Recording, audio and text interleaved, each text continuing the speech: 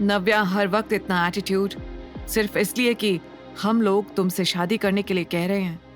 जिस कनिका की गर्दन पर तुमने चाकू रखा था, उसी ने पापा से रिक्वेस्ट करके तुम्हें यहाँ बुलाया था।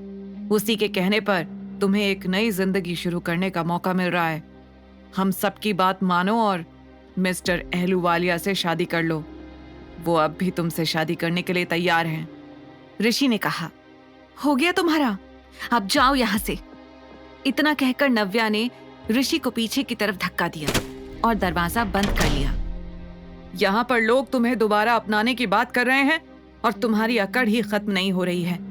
तुम्हें क्या लगता है तुम जिंदगी भर अकेले रहकर आरव की परवरिश कर लोगी? ये तुम्हारी गलतफहमी है। अभी तुमने जिंदगी के धक्के खाए नहीं है नव्या। ऋषि ने बाहर खड़े होकर चिल्लाकर कहा, मेरे साथ क्या होगा क्या नहीं इसकी फिक्र तुम्हें करने की जरूरत नहीं है ऋषि। नव्या ने गुस्से में जवाब दिया, नव्या, ये जो तुम कर रही हो ना, बहुत गलत कर रही हो। बहुत पछताओगी तुम। वैसे भी अब तुम्हारे और अविनाश आहूजा के बीच चल रहे नाटक के बारे में सबको पता चल चुका है।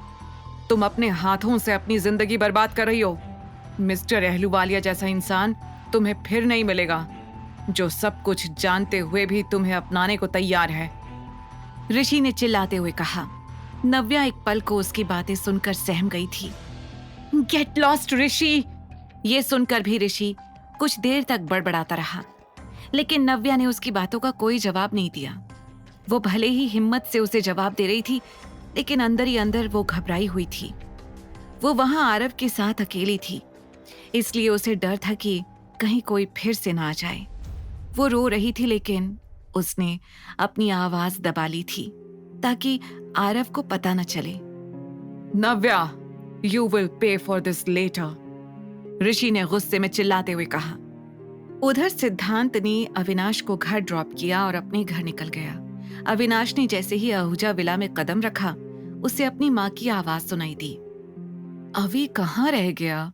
ये सिद्धांत भी ना इतना बड़ा ऑफिसर हो गया है, लेकिन अब भी अविनाश से ऐसे मिलता है जैसे कॉलेज जाने वाले दोस्त हों दोनों। शीरीन ने सलाद खाते हुए कहा, अरे भाई, बचपन के दोस्त हैं दोनों, मिलने दो। वैसे भी अविनाश का और कोई खास दोस्त नहीं है। हमसे नहीं तो कम से कम उससे तो अपने मन की बात कहता होगा। रतन ने इतना कहा ही था कि तभी उसकी नजर अविनाश पर पड़ी। अरे अविनाश, आ गए तुम? हम तुम्हारे बारे में ही बात कर रहे थे। रतन ने कहा, आओ अभी हमारे साथ डिनर करो। शीरीन ने मुस्कुराकर कहा, नहीं मॉम, मैं डिनर करके आया हूं। अरे तो क्या हुआ, हमारे साथ भी तो बैठो थोड़ी देर, रतन ने कहा, जिसके बाद अविनाश को बैठना ही पड़ा। कुछ सामान्य बातचीत के बाद शीरीन ने सही मौका देखा और धीरे से कहा, अविनाश, तुम्हारे डैड ने मिस्टर बजाज से बात की है। समीरा कुछ ही दिनों में लंदन से वापस आने वाली है। सुना है अब वो यहाँ रहकर अपने डैड का बिजनेस संभालेगी। तुम उसे पहले से भी जानते हो। मुझे लगता है इस बार तुम्हें उससे मिलना चाहिए। यह सुनकर अविनाश समझ गया कि उसे वहां पर क्यों बैठाया गया है। मॉम, मेरा अभी किसी से मिलने का मन नहीं है। रही बात समीरा की, तो वो मेरी और सिद्धांत की दोस्त है। हर बार की तरह इस बार भी हम उससे मिल लेंगे, no big deal.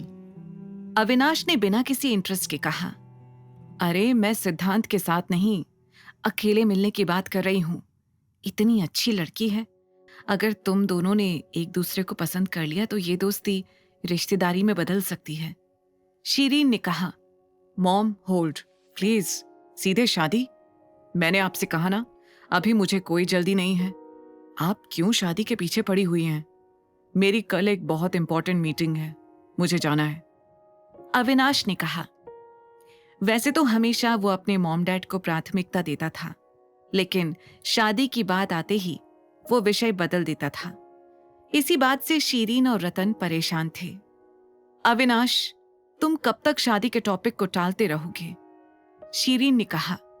Mom please, मैं शादी जैसा बड़ा डिसीजन किसी भी प्रेशर में नहीं लेना चाहता। अविनाश इतना कहकर उठा ही था कि तभी उसका फोन बजा। अपने फोन पर फ्लैश हो रहे नंबर को देखकर वो शॉक्ड रह गया। नव्या का कॉल इस वक्त? आखिर क्यों किया था नव्या ने कॉल अविनाश के पास? क्या करेगा आरव अपनी मम्मा को प्रोटेक्ट करने के लिए? क्या इस बार सिन्हा परिवार की हार पक्की थी? आगे की कहानी जानने के लिए देखें अगला एपिसोड सिर्फ पॉकेट एफएम के यूट्यूब चैनल पर, और द रिटर्न के सारे एपिसोड्स को सुनने के लिए डिस्क्रिप्शन में दी लिंक से डाउनलोड करें पॉकेट एफएम ऐप।